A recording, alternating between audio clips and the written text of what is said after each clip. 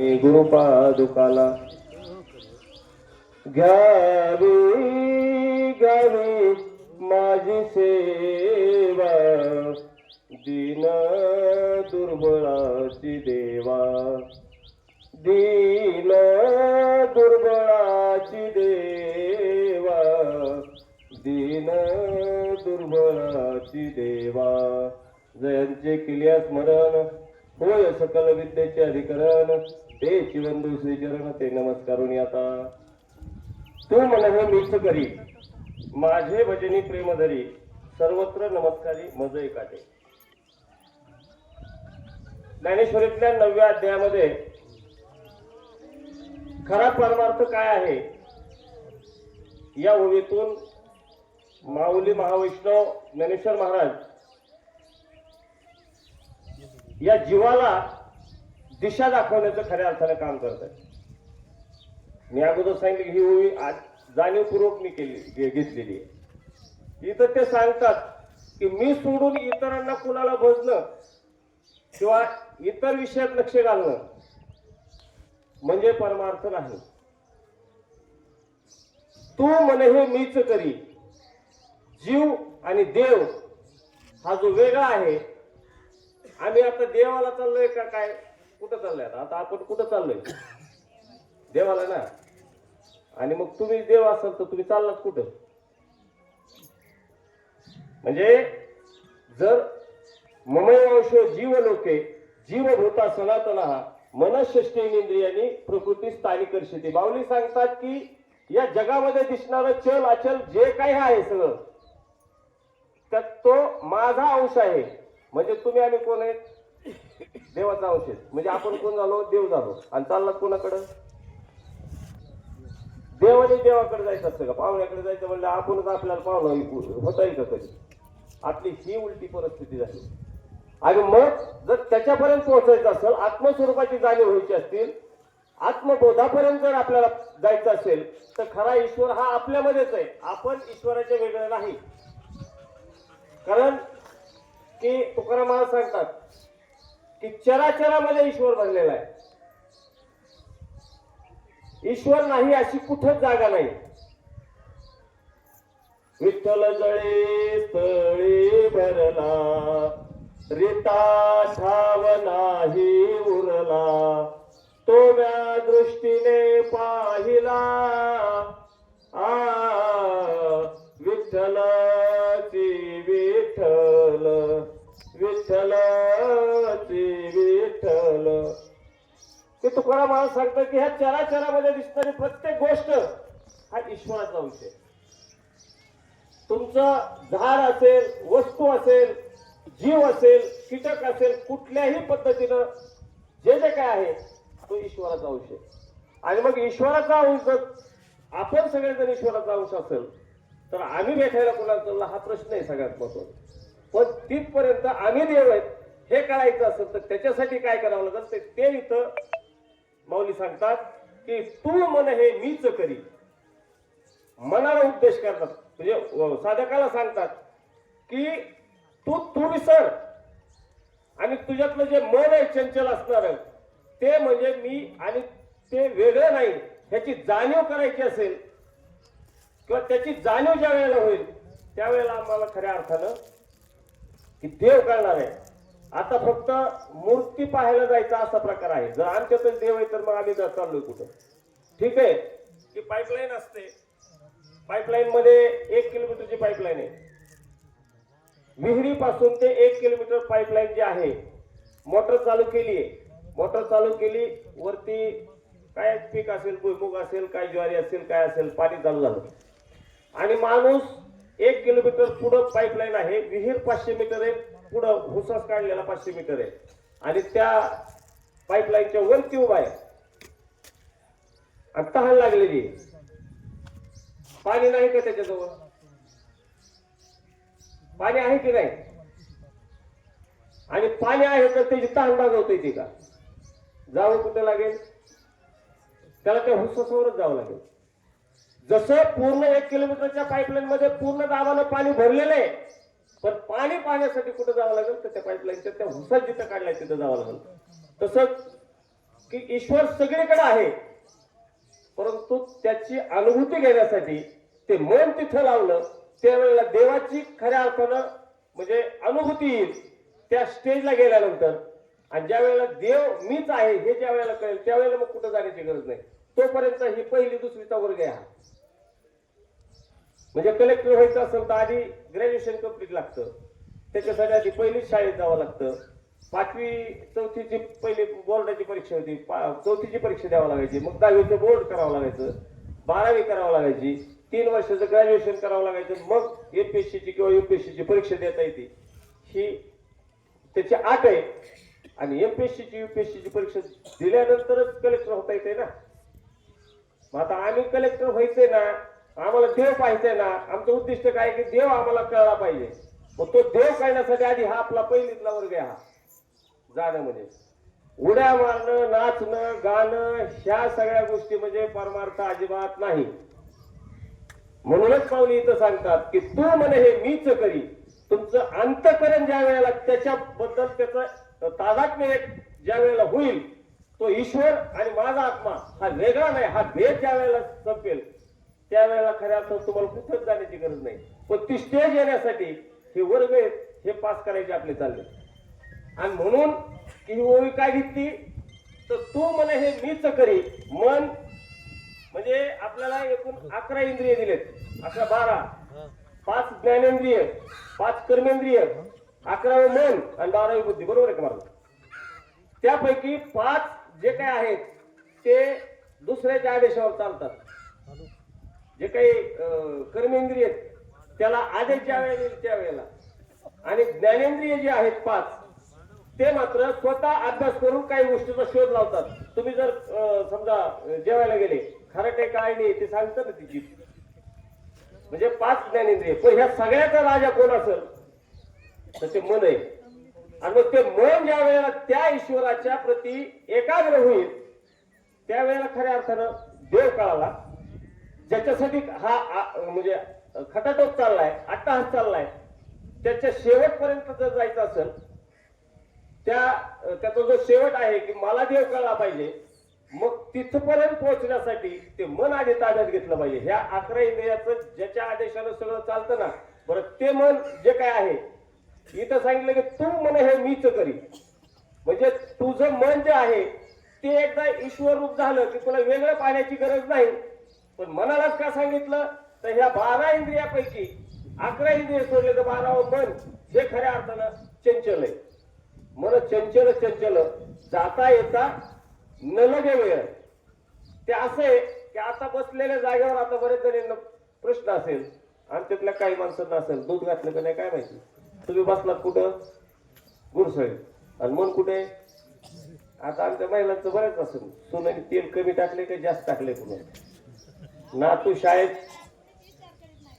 हे असं म्हणतो आपण, तरी सकाळ संध्याकाळ फोन होतो, तरी सकाळ संध्याकाळ फोन येतो. आणि तीच अवस्था आपली झाली पाहिजे. पण ती अवस्था होत असताना जे बाकीचे जे काही इंद्रिय आपल्याला दिलेले आहेत त्यांना पण सवय लागली पाहिजे ना, शिस्त लागली पाहिजे ना. का तोंडानं काही खाल्लं तरी चालल, मुखानं काहीही बसलं तरी चालल, पायानं कुठेही गेलं तरी चालल, हाताने नको ते काही गोष्टी करतील हे चालल का? हे जर व्हायचं नसेल तर त्याचा राजा मन आहे ते मन ताब्यात आलं पाहिजे. आणि मग तुम्हाला शिस्त लागेल, शिस्तीने गेला तर देव भेटल. ह्याच्यासाठी येऊ की आता पाहिलं येतं ना, महाराजांनी सांगितलं की थोडं शिस्तीच्या बाबतीत सांगावंच लागेल कडक. आता 2-4 वेळेला आपण प्रत्येक वेळेला सांगतोय, पण आता येताना पाहिलं 7-8 जणांचं टोळकं करमायतच होतं. ते म्हणले आम्हाला वाटलं हेकडून दिंडी पुढे जातात कशाला ना, दिंडी कुठून जाईल, दिंडीच्या मागे चालायचं का पुढे जायचं, एक तर पुढेच गेलं नाही पाहिजे. ती आणली पुढं काही त्यातली हे किसरांना ती सगळी आणली 2-4 जण, तिथं दिंडी बस सोडली. पुढे आलो तर महिला काही पाठीमाग आणि काही महिला जेडेवाल्याच्या पुढे करतो शिवाल्या. विनेवाल्या कुठे होतात ताई तुम्ही का नाही? मग ही शिस्त आपल्याला जर नाही लागली तर आपण कुठं चाललोय, कसं देव करायचा. आणि मग चालणं गाणं फोटो काढणं हा देव नाहीये. आम्हाला आपल्या उद्दिष्टापर्यंत पोहोचायचं असेल तर सगळ्यात महत्वाचं की मन ताब्यात राहिलं पाहिजे आणि मनाला सारखं सांगितलं पाहिजे की रथ पाठीमाग आहे, रथ पाठीमाग आहे. मग तुला पुढे जाऊन म्हणजे आपल्याला पुढे जाऊन चालणार नाही. त्यांनी किती म्हणलं ना चला झेंड्यावरच्या पुढे, त्याला थांबवायचं काम आपलं पाहिजे. कारण ज्या वेळेला मन आकळलं गेलं त्यावेळेला जगातली कुठलीच गोष्ट तुम्हाला असाध्य नाही. कारण ते मन तुम्हाला भरभटवतं. कारण का तर संकल्प जे काही तरंग उठतात किंवा अहंकार निर्माण होतो ते मनाची खऱ्या अर्थानं म्हणजे मनापासून ते सगळं सुरू होतं. कुणीतरी थोडंसं बोललं की राग येतो, अहंकार असतो, मला असं बोलले. पण हे सगळं घालायचं असेल तर त्याच्यासाठी काय केलं पाहिजे, मनच ताब्यात आलं पाहिजे. एखाद्याने थोबाडी दिला नाही तू प्रतिकार करायचा नाही आणि त्याने प्रतिकार नाही केला ना, तुम्हाला मारायला आलेला एखादा असू देत, ते ठरवून आलेला असू देत की आता ह्याला गेल्या गेल्या मारायचं, पण फक्त तो मारायला आलेल्याकडे फक्त एकदा बघून हसा. जो त्याचा राग आहे ना तो 100% 50% येतो आणि जवळ येऊन फक्त जय हरी काय चुकलं असेल एवढं म्हणा, त्याचा हातच उघडायची ताकद नाही त्याची. पण हे कोण करेल, आधी ते मन आपलं स्थिर राहिलं पाहिजे, आपल्या मनावर आपला ताबा आला पाहिजे. आणि मग मन ज्या वेळेला आकळलं जाईल, बांधलं जाईल, त्यावेळेला ह्या सगळ्या गोष्टी साध्य आहेत. मग देव जर पाहायचा आहे तर त्याच्यासाठीची पहिली अवस्था काय पाहिजे, तर आधी आपलं मन आपल्या ताब्यात आलं पाहिजे. आणि मन ताब्यात आल्यानंतर मग हे सगळंच आपल्याला कळल, दिंडी कळल, सगळं रागेत चालणं पण कळल, पुढं जाणं मागे येणं इकडं तिकडं बसणं हे करू नये हे बी कळल. त्या इंद्रियाला ऑटोमॅटिक मनाच्या ताब्यात एकदा आलं ना की ते मन काही कुठं तुम्हाला जाऊ देणार नाही. आणि म्हणून की ह्या दिंडीच्या संदर्भात नुसतं बोलत असताना फक्त हे विषय असा घेतला की मन ताब्यात ठेवणं हे सगळ्यात महत्वाचं आहे. पण ईश्वराची प्राप्ती होण्यासाठी सगळ्यात महत्वाचं साधन काय असेल तर ते मन ताब्यात ठेवणं ही पहिली काळाची गरज आहे. मग ह्या बाकीच्या गोष्टी म्हणजे कसं आहे की हे वेगवेगळे पेपर आहेत, गणिताचा वेगळा आहे, ह्याचा वेगळा आहे, भजन वेगळे, प्रवचन वेगळे, कीर्तन वेगळे, हे अशा पद्धतीने हे सगळं फक्त त्या परीक्षेची तयारी आहे आपली. हरिपाठ असेल, कीर्तन असेल, ही जशी परीक्षेला अनेक 5-7 विषय 8 विषय प्रत्येक वर्गानुसार विषय असतात, त्या विषयाची तयारी एकच परीक्षा द्यायची असते, एकच सर्टिफिकेट मिळतं. तसं ह्या सगळ्या परीक्षेतून जाऊन फक्त एकच आपल्याला मिळवायचंय. आणि ते काय मिळवायचे सर्टिफिकेट, देव मला कळला पाहिजे, मी देव झालो पाहिजे. कारण देव दुसरीकडे नाहीच आहे, तुझं आहे तुझं पाशी परी तू जागा तुकलाशी. किंवा देव व्हावयाशी गेलो तेथे देवाची होऊन ठेव. तुकाराम महाराज सांगतात, अरे देव व्हायलाच गेलतो, मी देव बघायला गेलतो, देव पाहावयाशी गेलो आणि तिथे गेल्यावर कळलं की ती अनुभूती झाली, मीच देव हे मला तिथे कळलं. आम्हाला तेच करायचंय, आम्हाला आमच्यातला देव कळाला पाहिजे. त्याच्यासाठी हे साधन म्हणून आपली ही दिंडी आहे. आणि म्हणून की चालताना, बोलताना, वागताना सगळ्या गोष्टींच्या बाबतीत सगळ्यात पहिली पायरी जर आपली पहिला वर्ग आपला पहिलीतला आहे ना, तर त्यावेळेला पहिलं काय असेल तर आधी आम्ही सगळ्यांनी दिंडीतली शिस्त पाळली पाहिजे. त्याच्यामुळं मन ताब्यात राहिलं पाहिजे. आणि मन ताब्यात राहिले की सगळ्या कुठलीच गोष्ट होणार नाही. त्याच्यासाठी खऱ्या अर्थाने मनावर म्हणून ही ओवी आज घेतली. पण आता निघालोय आपण आता इथून पंढरपूरला.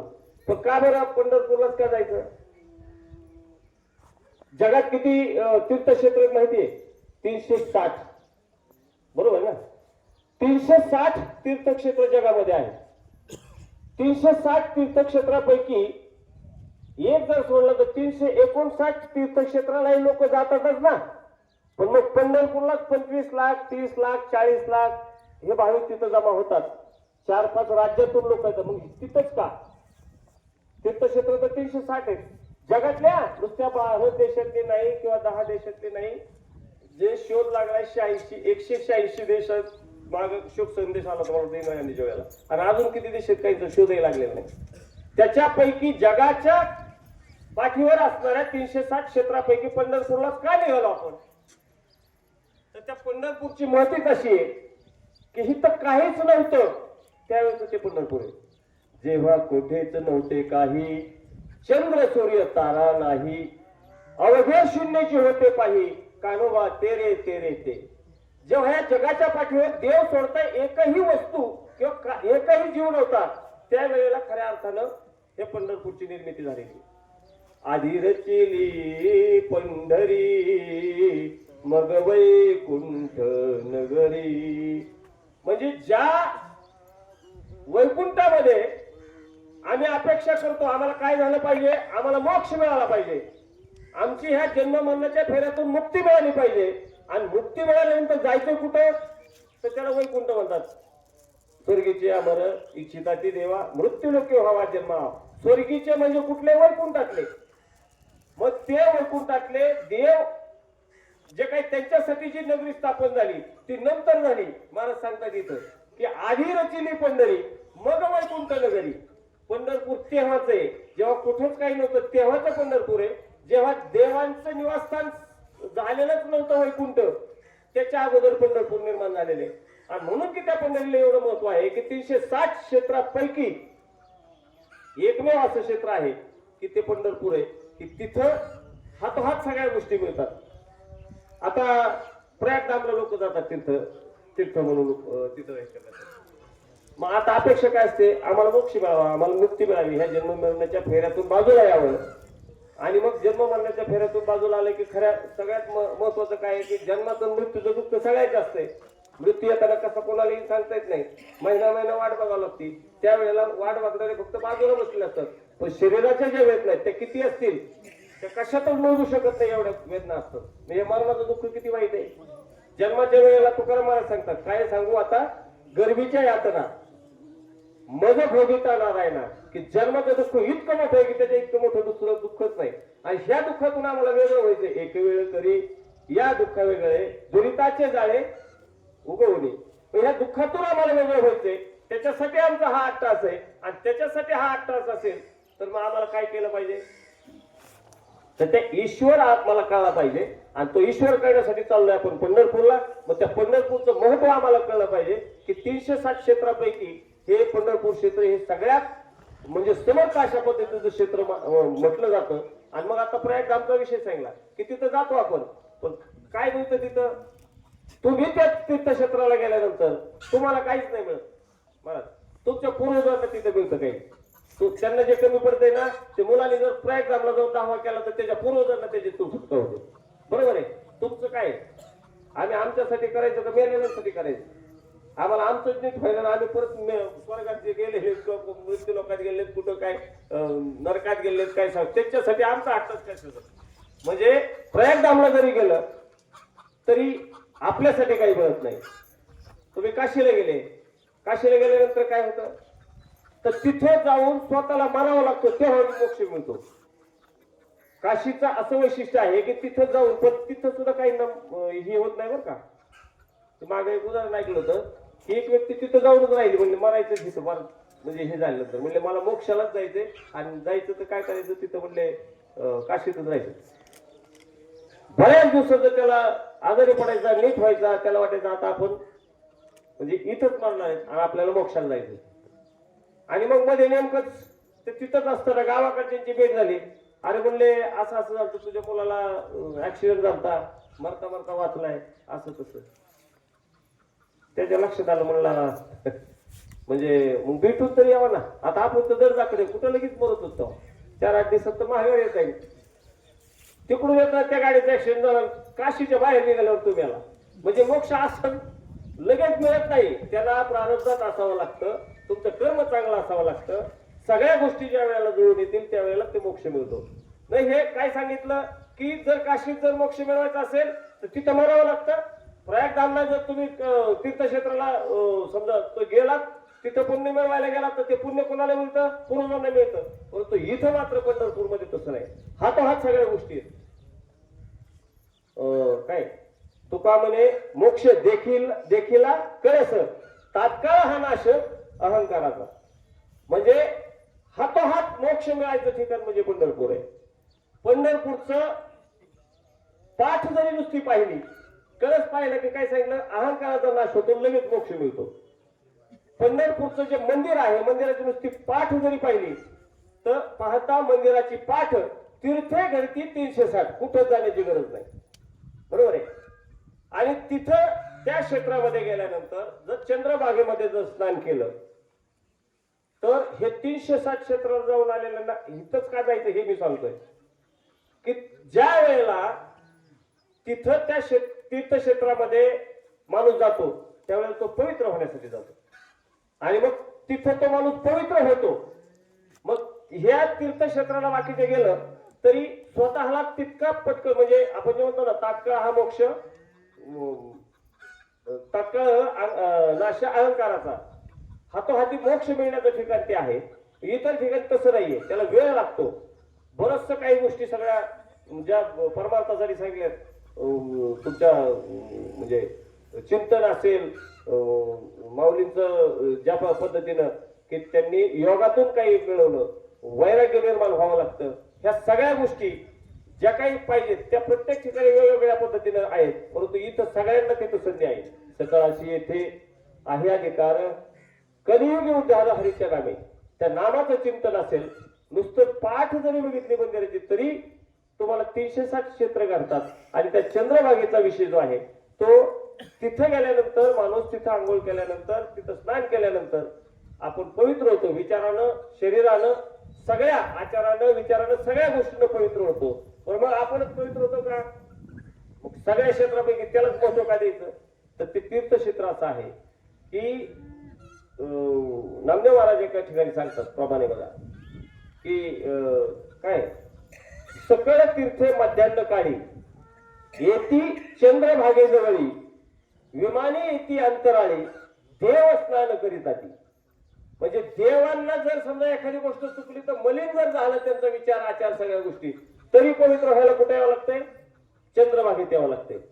इतर सगळे तीर्थक्षेत्र जे आपण सांगितले की प्रत्येक ठिकाणी तीर्थक्षेत्र आहे, लोक जातात, पण ते ज्या वेळेला ह्या जे काही कुकर्म केलेली माणसं पवित्र व्हायला जातात ते परत तिथं मलिन होतात आणि त्यांना शुद्धीकरणासाठी यावं कुठे लागते?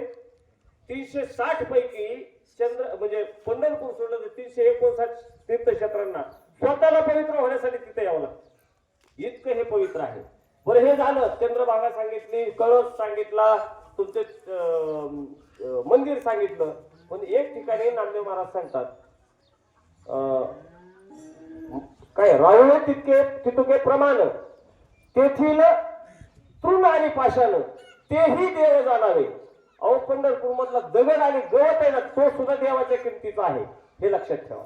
म्हणजे बाकीचं तर कळस वगैरे तर आपण वेगळ्या पद्धतीने करतो, पण काही वारकरी तुम्हाला सांगतो, काही वारकरी असे आहेत की त्या वारकऱ्यांनी तिथं पंढरपूर क्षेत्रामध्ये पाऊल ठेवल्यानंतर चप्पल काढलेली ना, तर ते जाणतात की इथला दगड सुद्धा देव आहे, इथलं गवत सुद्धा देव आहे, देवावरती माझा चप्पल घालून पाय पडता कामा नये, इतकी काळजी घेणारे सुद्धा काही अंशी वारकरी आहेत. म्हणजे तिथला दगड सुद्धा तो देव आहे. इतकं पवित्र हे पंढरपूर ठिकाण आहे. आणि मग आपल्याला जर आपल्या स्वतःचं हित करून घ्यायचं असेल, या जीवनाचं सार्थक करायचं असेल, जन्माला मरायला तर सगळे चालेल, ते काय फेरा चालूच आहे ना. उपजेते नाचे पुनरपी दिसे, हे गतिका यंत्र जैसे परिभ्रमेगा. जगतामध्ये उत्पत्ती स्थानाला आलेल्या प्रत्येक गोष्टीला जावंच लागते. देवांना सुद्धा जावं लागलं. येतो उरो नाही आले अवतार, येरती पामर जीव किती. म्हणजे प्रत्येकाला जाणे. घरातले किती गेले? आजा मेला, पंजा मेला, बाप मसना गेला, देखत देखत नातू पडतो तोही तैसा झाला. जातीचा दाखला काढायला पोचवत सुद्धा आठवत नाही. इतकी त्याच्या आधी किती गेलेत माहित नाही. पण तरी सुद्धा आपल्याला हा कुठे सगळ्याच्या त्या नाट्याकडेच आहे. आपलं आपलं आपण म्हणतो. तुमचे फक्त तुम्हीच आहात आणि तुम्ही म्हणजे कोणतं देव आहात. पण कळण्यासाठी हा खटाटोप आहे की पहिली, दुसरी, तिसरी, 10वी पर्यंत हा वर्ग आहे. फक्त इथं चालत असताना, इथं दिंडीकडे जात असताना आपलं आपल्यासाठी जे काही ध्येय ठरलेलं आहे ते म्हणजे देव कळला पाहिजे. देव कळायचा असेल तर त्याच्यासाठी आपली साधना पण तितकी मनापासून झाली पाहिजे. म्हणून माऊली इथं सांगतात की बाबांनो, तुम्हाला देव कळायचा आहे, देव भेटायचा आहे, तुम्हाला देव व्हायला जायचंय, मग जाताना कमीत कमी कसं जा, तर जे काही मापदंड घालून दिलेले आहेत किमान आम्ही शिस्तीत असावं. पहा तुम्ही, आता नावानं कोणी हाका मारतंय का इथं? या दिंडीचं, ह्या तीर्थक्षेत्राचं असं वैशिष्ट्य आहे. माऊलीच म्हणतात. बरं मला सांगा, स्त्रियांना माऊली म्हणतात तर पुरुषांना काही वेगळं नाव आहे का? किंवा पुरुषांना माऊली म्हणतात तर स्त्रियांना काही हे का? हे करायचं अशा पद्धतीची मनाची तयारी ज्या वेळेला होईल त्यावेळेला ईश्वर मिळतो. मग तिथं काय सांगितलं? स्त्रीला बी माऊली म्हणायचे, पुरुषाला माऊली म्हणायचे. म्हणजे तिथला स्त्री पुरुषातला सुद्धा भेद संपला पाहिजे. आता इथे किती जातीचे लोक असतील? 18 पगड जातीचे आपले लोक आहेत. कुणी कोणाची जात विचारली का आल्यापासून? कुणी कुणाची जात विचारत नाही. कारण का इथं जातीतला सुद्धा भेद ह्या मनात जो केलेला आहे ठरवलेला आहे तो सुद्धा त्या मनातून काढून टाकायचा आहे. झालं आता चेअरमनचं 5,000 लिटर दूध आहे, महाराजांचं वेगळंच आहे. समजा काय अशोक बिशोक हे सगळे नोकरीला आहे आणि माझ्यासारखा माणूस एक कॉन्ट्रॅक्टर आहे, पुढारी आहे, अनेक असे माणूस आहेत की रोजची मजुरी करणार. पण इथं कोणी कोणाला म्हणतंय का की तू लय मोठा आहे मी लय लहान आहे? उंच नीच हा भाव सुद्धा इथं संपलेला आहे, त्यातलाही भेद संपलेला आहे. ज्या वेळेला हे मनातून हे सगळे भेद जातील, मनाची त्या वेळेला ज्या वेळेला अवस्था होईल त्यावेळेला खऱ्या अर्थाने ईश्वराची प्राप्ती आहे. आणि म्हणून माऊली ज्ञानेश्वरी इथं म्हणतात तू मन हे मीच करी. ज्या वेळेला मन आणि देवाच्या चरणी लागेल तिथं स्थिर होईल त्यावेळेला देवाची प्राप्ती व्हायला काहीच अवघड नाही. म्हणून मनाची तयारी तशा पद्धतीने करायची असेल तर आता एक आहे, माझ्या शेजारी असणारी माझी जाव असू, ननद असू, नाही तर कुणी असू, ह्या सगळ्या आहेत ते माझं नातं आहे सगळं. जेवढ्या काही 92-94 महिला आहेत आणि मोजल्यात सगळ्या किती 94 म्हणले किती रात्री मास्तर किती वाजते 94. तर त्या 94 महिला आहेत त्या सगळ्या एकमेकीच्या म्हणजे नातेवाईक आहेत. ह्या पद्धतीचा भाव आपल्या अंतःकरणामध्ये निर्माण झाला पाहिजे. एखादी जर समजा कुठे इकडे तिकडं चुकली काय झाली तर आमच्या हृदयाला आमच्या मनाला ती वेदना झाली पाहिजे की माझा माणूस गेले, हीच भावना पुरुषांमध्ये निर्माण झाली पाहिजे. ह्या पद्धतीने एकदा झालं तर हे दिंडीला कुणालाच काही सांगायची गरज नाही. म्हणून ते आपण चालत असताना शिस्त पाळा बाबांनो. हे सगळं काय आहे हे प्रमुख लोक तुम्हाला दिसतात गाडीत फिरतो हे करते राहतो, पण त्याच्या मागे त्याच्यापेक्षा जास्त व्याप असतो. कारण हे बाकीचं तुम्हाला एवढ्या 200 लोक झाले आणि आपण चांगलं नियोजन करतो म्हणून लोकांची संख्या वाढते. अनेक दिंड्यातून लोक जायचे कॅन्सल झाले. आपण काही नसेल आमच्या दिंडीत येऊ नका, लक्षात घ्या. काहींना आपण निरोप दिले की तुम्ही आमच्या दिंडीत येऊ नका, आमची दिंडी बदनाम होता कामा नये. हे आपण पाळतोय की सगळीच मंडळी तेवढी काळजी घेते. म्हणून आपली दिंडी 3 गावाची होती तेव्हा 100 माणूस होत नव्हतं इथं. एक गाव हे गेलं परत 100 सव्वाशे आपल्या 2 गावात व्हायला लागले आणि 2च गावात 200 लोकांचा इथं आकडा आहे गुरसुळीत. हे कशाचं कारण आहे तर तुम्ही आम्ही प्रेमाने वागतो, एकमेकाला वागून घेतो आणि हेच पद्धतीने फक्त काय शिस्त पाळून एकमेकाचा जिव्हाळा एकमेकाचं प्रेम. त्या 8 दिवसानंतर जाताना डोळ्यात पाणी आलं पाहिजे प्रत्येकाच्या. असं प्रत्येकाने 8 दिवस वागा आणि 8 दिवस एकदा वागलं कुठल्याही गोष्टीची 1 दिवस कुठलाही दगड आहे ना मूर्ती होत नाही. तसा कुठलाही काढलेला दगड हा डायरेक्ट मूर्ती होत नाही, त्याला ठोके बसावे लागते. 8 दिवस ठोके पाडून घ्यायचे आपल्या याच्यावरती, मग आपल्याला त्याचं रूपांतर चांगल्या विचाराचा माणूस म्हणून होईल. आणि ते एकदा मूर्ती झाली ती काही पुन्हा परत तिला देव मानत नाही असं कोणाला म्हणायची ताकद आहे का? मग 8 दिवसात आपली तयारी झाला की माणूस म्हणून एकदा त्या पद्धतीने जिव्हाळा तयार झाला, अंतःकरण बदललं, प्रत्येकाबद्दल प्रेम वाटलं तर तुम्ही समाजात वागताना त्याच पद्धतीने वागाल आणि चांगलं माणूस म्हणून आपण खऱ्या अर्थानं की ते चांगलं म्हणण्याला पात्र ठरू अशा पद्धतीनं सर्वांनी शिस्त पाळा. पुन्हा सांगण्याची गरज नाही पडली पाहिजे. म्हणून अचानक मी ही किंवा आता मनापासूनच खऱ्या पद्धतीनं जर परमार्थ झाला तरच देव भेटतो. हे ह्याच्यातली सगळ्यात महत्वाची म्हणजे मला सांगण्याची गोष्ट आहे.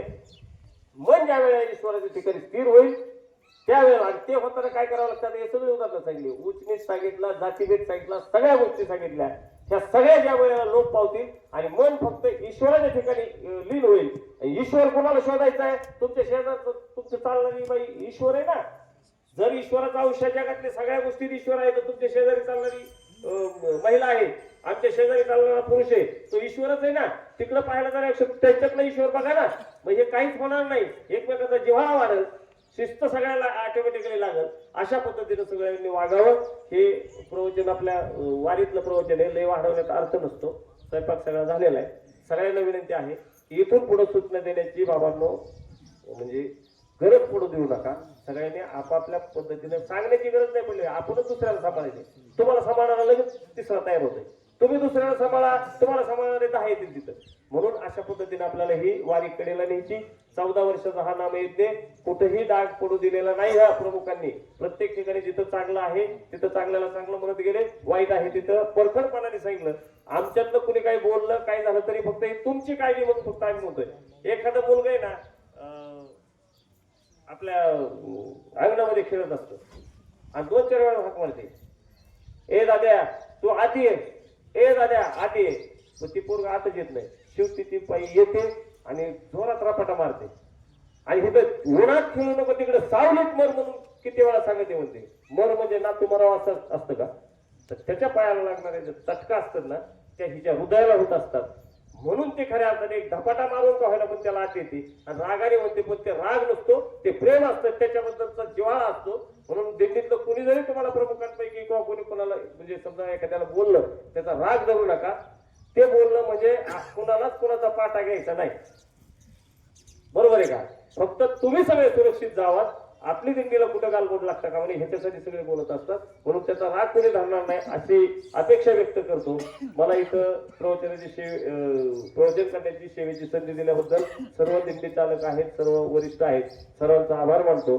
आणि ह्या प्रवचनाच्या जो काही मला विषय सांगायचा होता तो सगळे अंगीकृत करतील अशी अपेक्षा व्यक्त करतो.